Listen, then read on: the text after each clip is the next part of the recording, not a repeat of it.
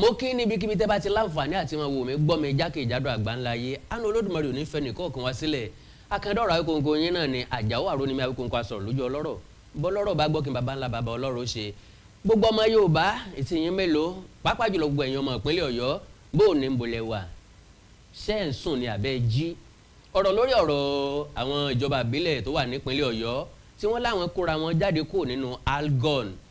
gẹ́gẹ́ bí olójú ìwòye mo wo sàkún ọ̀rọ̀ ń títí kò yé mi ìdí ni wípé mi ò rí ibi tí ìpínlẹ̀ kan ti máa dédé dáyàtọ̀ láàrin orílẹ̀-èdè Nàìjíríà tó ní ìpínlẹ̀ mẹ́rìndínlógójì 36 states ló wà ní Nàìjíríà federal capital ló jẹ́ ó jẹ́ 37 now Supreme Court gbé ìdájọ́ wọn kalẹ̀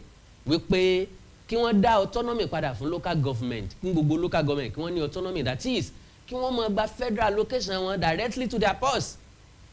but nílẹ̀ Yorùbá ta ti ń gbè fún ìjọba àwa ara wa pé àti ìgbádùn mọ̀dòmọ́dò ìjọba àwa ara wa dividend of democracy ò tí ì kárí we know very well wípé torí pé àwọn local government ò function ni gbogbo local government wa ló dàbí itẹ́ òkú wọ́n silent ju itẹ́ òkú lọ nígbà míì reason ni wípé kò sówó fún wọn láti perform duty wọn kò sówó fún wọn láti sojúṣe wọn local government dẹ̀ ló súnmọ́ grassroots jù nílé tó túmọ̀ sí wípé local government ló súnmọ́ àwọn èèyàn ìlú jù àwọn la lè sáré bá àwọn la lè lọ sáré tọ̀ now ìbéèrè tí mo fẹ́ béèrè lọ́wọ́ èèyàn ọmọ ìpínlẹ̀ Ọ̀yọ́ ò ní wípé tá a bá wò dáadáa ọ̀rọ̀ yìí demand the protest kì í ṣe bóyá èèyàn kan instigate yín sí governor but reality là ń sọ fúnra wa n tí Ṣèyí Mákindé ń try láti prove fún wa kò yẹ nìkankan tá a bá fojú inú wo now wọ́n sọ pé káwọn local government chairman kí wọ́n exit agon tó jẹ́ ẹgbẹ́ àwọn local government throughout the federation wọ́n láwọn fẹ́ dẹ́gbẹ́ mi ilẹ̀ ẹgbẹ́ mi ìtàn bá dálẹ̀ ìjọba wo ni yọba àwọn fọwọ́ sí that is number one àwọn local government chairman náà wá fẹ́ sọ̀rọ̀ wípé allocation wọn kàn máa san sí state to the best of my knowledge gẹ́gẹ́ bí ìdájọ́ Supreme Court ó ní wípé any allocation tó ń lọ sí local government kó lọ directly sínú pọ́ọ̀sì wọn kì í ṣe joint account tí state àti local government jọ ń lò now àwọn owó tán bá san sí àpò state government tó yẹ kí Ṣèyí Mákindé ó fún àwọn local government tí ò bá fún wọn ta ló fẹ́ dáhùn fún bóyá lẹ́ni tàbí lọ́la because gbogbo àwọn owó yìí ó láwọn functions tó yẹ kán lò fún ó láwọn nǹkan àwọn iṣẹ́ àkànṣe tó yẹ kán fi ṣe then tí wọn ò bá wá gbà á kí náà fẹ́ fi ṣe and again kí ló dé tí Ṣèyí Mákindé insist wípé àpò state government ló gbọ́dọ̀ bọ́ sí tó bá bọ́ sápò state government tó dẹ̀ jẹ́ pé ó fẹ́ wà sí àpèlú aráàlú ó fẹ́ wà sí àpèlú pò ìjọba tó wà then á jẹ́ pé tó bá ti dápò state government ó túmọ̀ sí pé yóò pín fún àwọn local government tí ìbáṣepọ̀ àgbẹ̀ fẹ́ jíṣọ ẹgbẹ́ wà kí làgbẹ̀ fẹ́ máa ṣe lóko tí yóò máa dòru now Ṣèyí Mákindé ń gba owó state láti inú federal allocation ó ń gba ti local government ó nìkan kọ́ ló ń gbà tẹ́lẹ̀tẹ́lẹ̀ o ẹ má sì mí gbọ́ o gbogbo àwọn state government ni wọ́n jọ ṣèpàdé jìbìtì ń pé ẹ jẹ́ ká ní joint account ní state joint account yẹn ó túmọ̀ sí pé àti state àti àwọn local government ni ó jọ máa lò ó so owó tó bá ti ń bọ̀ láti federal kó dé sí joint account yìí àwọn làwọn máa pín fáwọn local government but unfortunately wọn ò fún àwọn local government lówó kankan yàtọ̀ sí salary tí wọ́n ń fún wọn now ìgbésẹ̀ yìí to the best of my own understanding bí ìgbà téèyàn ń pilẹ̀ ẹ̀wọ̀n fáwọn alága ìjọba ìbílẹ̀ ìpínlẹ̀ Ọ̀yọ́ ni ẹ má gbàgbé Ṣèyí Mákindé lè ní immunity débi pé ọwọ́ sìnkún òfin lè mọ̀ tẹ́ ń gbogbo ìgbà tó bá lórí ìjọba ẹ̀yin local government chairman kò sí immunity kankan fún yín I was disappointed nínú ìjọba Ṣèyí Mákindé because ìjọba àwa ara wa ló yẹ kó jẹ́ ó yẹ kó wà nínú àwọn tí ń solicit fún bí local government gan ṣe máa ní autonomy and this is not the first time fún Ṣèyí Mákindé ó ti ṣẹlẹ̀ bẹ́ẹ̀ lọ́dún 2019 nígbà Ṣèyí Mákindé dé tó sack gbogbo àwọn local government chairman tẹ́ bá rántí dáadáa àwọn chairman yìí gbé Ṣèyí Mákindé lọ sílé ẹjọ́ Supreme Court ń gbà yẹn dájọ́ wípé kí Ṣèyí Mákindé lọ san almost 4 billion naira kó san fún àwọn local government chairman yìí do you know Ṣèyí Mákindé ṣagídí o kò sanwó yẹn fáwọn yẹn now kí ni nǹkan tó máa wá ṣẹlẹ̀ ni pé àwọn yẹn láti padà sílé ẹjọ́ padà Supreme Court ní láti High Court ni wọ́n ti kọ́kọ́ dájọ́ tẹ́lẹ̀ ìgbà tán padà sílé ẹjọ́ padà Supreme Court ní láti fòfin de àkáǹtì 10 tó jẹ́ ti Ọ̀yọ́ state government ó ní kán freeze yẹ now àkáǹtì tán freeze owó wo ló wà ń bẹ̀ èèlò ló wà ń bẹ̀ àwọn wo ló lówó tó wà ń bẹ̀ tí Ṣèyí Mákindé bá fáwọn local government lówó ṣe bí iṣẹ́ ìlú ni wọ́n fẹ́ fi ṣe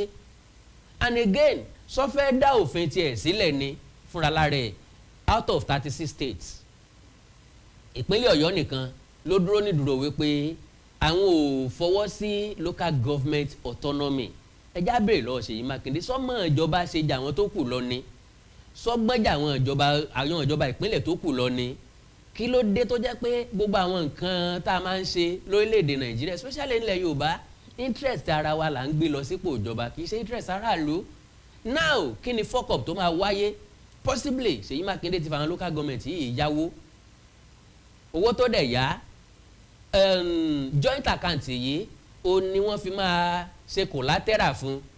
lọ́dọ̀ àwọn bank tán ti yáwó pé ókè o tó bá ti ń débẹ̀ iye báyìí lè máa yọnu wa that is the reason why tó fi máa insist pé dandan owó gbọ́dọ̀ gba abẹ yẹn but to the best of my own understanding tó bá lè láyàs pẹ̀lú àwọn local government chairman agreement lè wà iye báyìí ni gbèsè tá a jẹ iye báyìí là ń san padà tẹ́ bá ti ń gba location yín ẹ máa yọ iye báyìí fún wa and again àwọn owó tí wọ́n yọ kúrò ńbẹ̀ yìí àwọn owó tán gbà tí wọ́n ò lò yìí kí ni nǹkan tí Ṣèyí Mákindé fi ṣe láwọn local government kọ̀ọ̀kan so to the best of my understanding pápápá kí n má fagùn rárá because mi fẹ́ pẹ́ rárá ò ní wípé gbogbo àwọn local government chairman táwọn náà láwọn support Ṣèyí Mákindé wọ́n láwọn dúró ti gbẹngbẹng làwọn wà lẹ́yìn ẹ̀ opinion ẹ̀ decision ẹ̀ ìgbàgbọ́ ẹ̀ nípa local government autonomy àwọn tẹ̀lé number one táwọn bá gọ̀ ìlú ọ̀gọ̀ táwọn bá ponú ìlú òponú táwọn ò bá mọ nǹkan tí wọ́n ń ṣe ìlú mọ nǹkan tí wọ́n ń ṣe táwọn bá rò pé àwọn ń ṣòṣèlú àwọn èèyàn kan wà tí wọ́n mọ òṣèlú ṣe jù wọ́n lọ number one ṣé wọ́n fẹ́ proof fún wa wípé ìjọba àbílẹ̀ nípínlẹ̀ Ọ̀yọ́ nìkan yóò da ẹgbẹ́ lẹ̀ yóò máa da ẹgbẹ́ yẹn operate ìjọba àbílẹ̀ nípínlẹ̀ Ọ̀yọ́ nìkan ni yóò máa gba allocation tiẹ̀ látọ̀dọ̀ federal àbí ni yóò máa gba allocation tiẹ̀ látọ̀dọ̀ state government tiẹ̀ now in conclusion ọ̀rọ̀ kan federal government wọn ò disappoint rí a dẹ̀ mọ̀ pé wọn ò lè disappoint because ó ti wáyé láyé ìjọba Olúṣẹ́gun Àrẹ̀mọ Ọbásanjọ́ tí ẹni tó jà rẹ̀ nísìnyí ìyẹn Aṣíwájú Bọ́lá Ahmed Tinubu ó jẹ́ gómìnà ìpínlẹ̀ Èkó nígbà yẹn Bọ́lá Ahmed Tinubu create local government development area SCDA local council development area 37 pọ̀ mọ́ 20 local government tí wọ́n ti ní making 57 ìjọba àpapọ̀ sọ pé kó reverse ẹ̀ padà 20 local government làwọn recognize Bọ́lá Tinubu lòun ò lè reverse ẹ̀ padà ìjọba àpapọ̀ cease láti fún wọn ní allocation for some times later ilé ẹjọ́ sọ wípé kí federal government ó san mo rántí pé ìjọba Goodluck àti Yar'Adua wọ́n san díẹ̀ ńbẹ̀ bọ̀ wọ́n san tán now ká sọ wípé the same thing náà ló ń ṣẹlẹ̀ yìí a lè fi ìpínlẹ̀ Èkó compare ìgbà tí Bọ́lá Tinubu create SCDA ó maintain ẹ̀ wọ́n sì exist títí dòní wọ́n dẹ̀ ń function títí dè ní gbogbo àwọn state government táwọn náà try láti ṣe the same thing create SCDA majority wọn ò lè maintain ẹ̀ mọ́ wọ́n ti dá padà sábẹ́ ìjọba tí wọ́n wà like ìpínlẹ̀ Ọ̀ṣun nìsín Arẹ́gbẹ́ṣọlá create SCDA but election ti ń bọ̀ lójú ọ̀nà nìsín Governor Jackson Demola Adeleke ó ti kó àti SCDA àti àwọn local government tán jáde lábẹ́ wọn ó ti kó wọn papọ̀ sójú kan padà ibi tán ti yọ SCDA abẹ́ local government gangan náà ti máa díje dupò alága ìjọba ìbílẹ̀ election tí wọ́n máa wáyé nínú oṣù táwa yìí oṣù kẹjọ so to the best of my understanding ó yẹ kí gómìnà Ṣèyí Mákindé kó proof rẹ̀ gẹ́gẹ́ bí òṣèlú gidi ẹni tó nífẹ̀ẹ́ ìlú látọkàn kì í ṣe ẹni tó nífẹ̀ẹ́ rẹ̀ gbogbo wa mọ̀ wípé a need the local government autonomy tó bá jẹ́ lóòótọ́ la fẹ́ kí ìlú function tó bá jẹ́ lóòótọ́ la fẹ́ kí ọwọ́ ìjọba kó hàn nínú gbogbo nǹkan tá a bá ń ṣe mo ní polówó ọjà tí mo fẹ́ polówó Yorùbá sọ wípé níta jẹ kọ́ là ń ta irọ́ ò kì í ṣe bíi tiwa o níbi tá a bá ti ń sọdún lásàmàjà láti sọdún múláwá ẹ farabalẹ̀ ẹ gbọ́ polówó ọjà kò sáà náà ní nǹkan kẹsẹ́jú mélòó ẹ farabalẹ̀ ẹ já gbọ́ ìpolówó ọjà.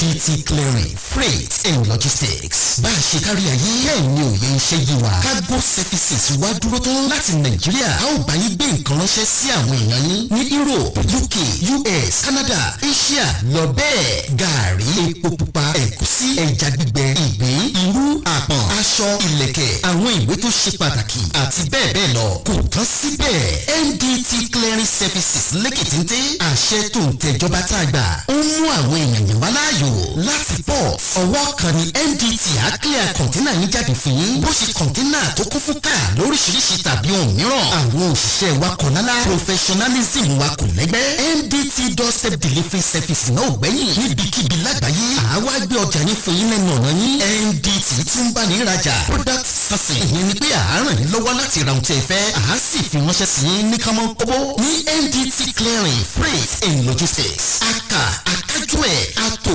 àlétò iṣẹ́ wa yàn. Ó yanjú lówó péréte. Ẹ máa bọ̀ nínú ilé-iṣẹ́ MDT ní nọ́mbà 22 Latif Salami Street, Ajao Estate, Ìkẹjà, Lagos. A sì tún ní ẹ̀ka káàkiri orílẹ̀-èdè Nàìjíríà. Ẹ bá wa sọ̀rọ̀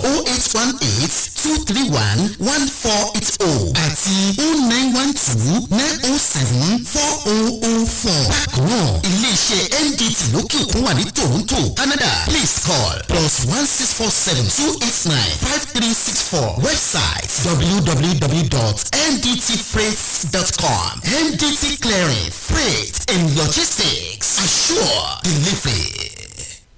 Mo kí gbogbo etí tó ń gbọ́ wa nílé, mo sì kí gbogbo ojú tó ń wò wá nílé pé ojú tẹ fi ń wò wá ò ní fọ́, etí tẹ sì fi ń gbọ́ wa ò ní di. Orúkọ tèmi ni Godwin tí gbogbo ẹ̀yin èèyàn mọ̀ sí Ìyá Ìjẹ̀bú. Gẹ́gẹ́ bí ẹ ṣe mọ̀ ní ìṣe wa, wípé ìlera yín òun ló jẹ wá lógún. A tún ti dé bí a ṣe ń dé o. Gbogbo ẹ̀yin tí ẹ ní ìṣòro tó jẹ́ pé ọkùnrin tó dàbí obìnrin nínú ilé, ọkùnrin tí ò lè ṣojúṣe ẹ̀ pẹ̀lú ìyàwó ẹ̀, ẹ kọ̀ sí iléeṣẹ́ Godwin. Ẹ̀yin tó jẹ́ pé pépà lè má kà lálẹ́, ẹ má ka pépà bò, ẹ kọ̀ sí wa. A ní pákéjì oríṣiríṣi fún yín, a ní 3-in-1, a ní 2-in-1 fẹ́yìn ọkùnrin tó lè jẹ́ kẹ́ kó tó máa jẹ́ kẹ́ ṣe bó ṣe yẹ kẹ́ ṣe. Bákan náà ni ìṣòro tí a ń pè ní arthritis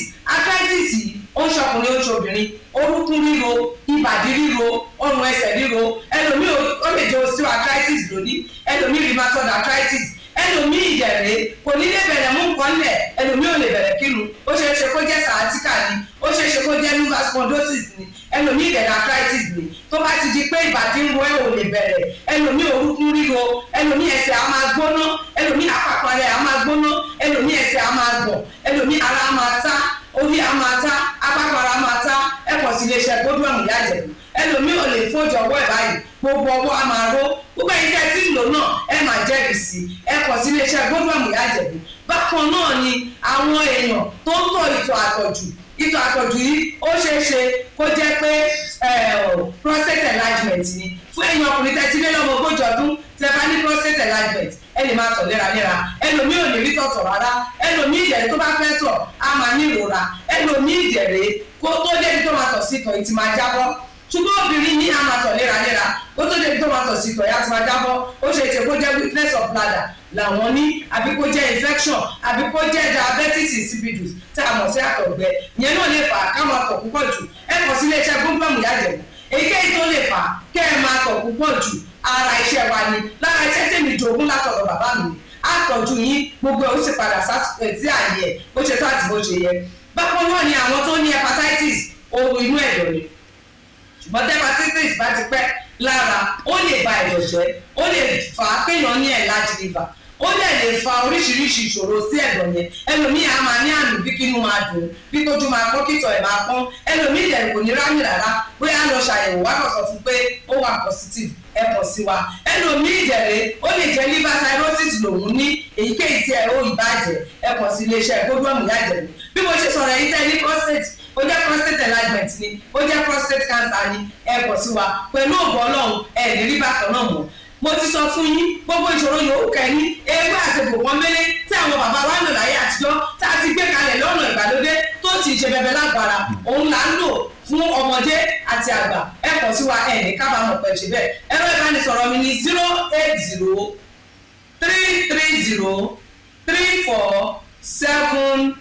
080-330-34777 080-330-34777. 7777 ẹ bá wà lamẹ́ríkà kẹ́ ẹ wà ní Spain kẹ́ ẹ wà ní UK ibikíbi tẹ́ ẹ bá wà ó jẹ́ Canada ni ó lè jẹ́ Port Harcourt ni ó jẹ́ Abuja ni ibikíbi tẹ́ ẹ bá wà ẹ kọ̀ sí iléeṣẹ́ Godwin Ìyá Ìjẹ̀bú ẹ bá mi sọ̀rọ̀ lórí WhatsApp ẹ lè pè mí ẹ lè fi voice note lẹ̀ ẹ lè fi message lẹ̀ lórí WhatsApp máa dá yín lóhùn ó ṣe tó àti bó ṣe yẹ gbogbo ibi tẹ́ ẹ bá wà lè gbòógì wá máa dé ẹ sì ní kábàámọ̀ pé ẹ kọ̀ sí iléeṣẹ́ Godwin Ìyá Ìjẹ̀bú ẹlòmíì apákan rẹ̀ á máa kú kí ló fà tápákan ara fi ń kú ẹ kọ̀ sí wa ẹ máa mọ̀ ẹlòmíì ọmọ àdédé máa steve ẹlòmíì àyà ló máa dùn ẹlòmíì ẹ̀gbẹ́ ló máa dùn ẹlòmíì á máa wúkọ́ ó lè wúkọ́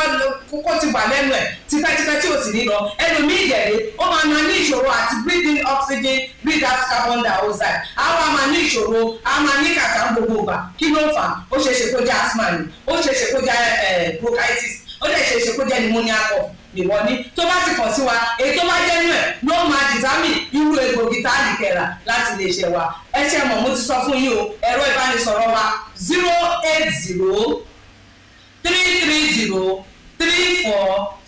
080347777 iléeṣẹ́ Godwin last bus stop yín ni pẹ̀lú agbára Ọlọ́run remember if it is not Godwin it can never be like Godwin. I used to tell you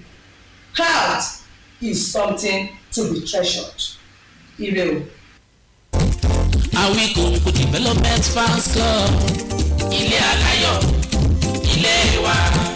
Awikonko Development Fans Club ilé aláyọ̀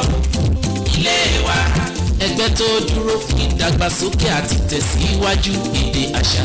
àtún àjogúnbá ilẹ̀ Yorùbá. Ẹgbẹ́ tó fẹ́ ìrẹ́pọ̀ gbogbo ọmọ Yorùbá tó tún gbé àṣà àti ṣe Yorùbá lárugẹ. Awikonko Development Fans Club ilé aláyọ̀ ilé wa.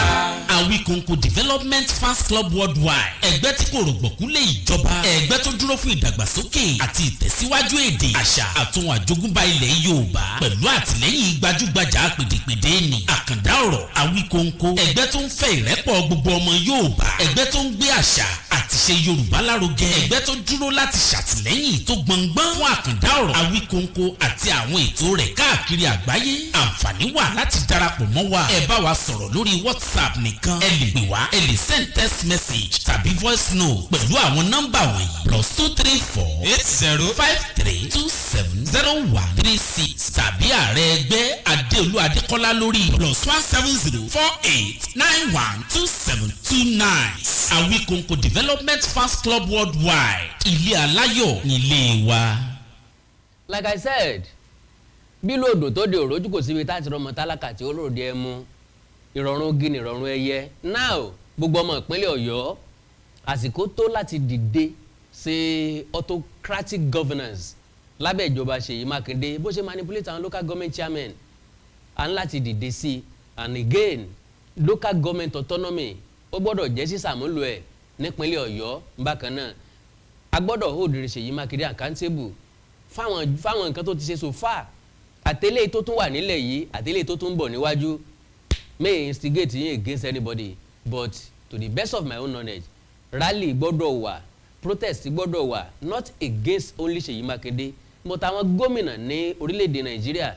tí wọ́n against tí wọ́n tako local government autonomy and like I said ngbà tá fẹ́ protest against bad governance end bad governance now àbí nǹkan mo jẹ́ kó yé wípé ààrẹ Bọ́lá Ahmed Tinubu nìkan kọ́ ló yẹ ká protest against àwọn state government tí wọ́n ń gba huge allocation láti ìgbà tí government yìí ti dórí àlééfà ó yẹ ká béèrè lọ wọn báwo ni wọ́n ṣe náwó wa kí làwọn kan tán fowó wa ṣe gbogbo owó tí wọ́n ní wọ́n ń gbà yìí kí ni wọ́n fi ń ṣe àwọn gbèsè tí wọ́n ń jẹ yìí kí ni wọ́n ń jẹ gbèsè lé lórí gbogbo àwọn nǹkan yìí ló tọ́ ló sì yẹ kájọ mọ̀ well wọ́n sẹ̀rún déédéé síbí wọ́n lọ wọ́n tún padà wá láìpẹ́ ẹ má gbàgbé ẹ like follow page mi lórí Facebook Awikonko live àkàndọ̀rọ̀ Awikonko ẹ subscribe sí YouTube channel mi Authentic Yoruba TV ẹ bá wá ní nǹkan kan pàtàkì tẹ́ fẹ́ kájọ sọ ẹ já sọ lórí WhatsApp nìkan +234-904-851-9362 +234-904-851-9362 èdè àti àṣà Yorùbá ò ní wọmi orílẹ̀-èdè Yorùbá ò ní dàrú ìlú ẹnìkọ̀ọ̀kan wa yóò tòrò mìnìmìnì àjùwàṣe.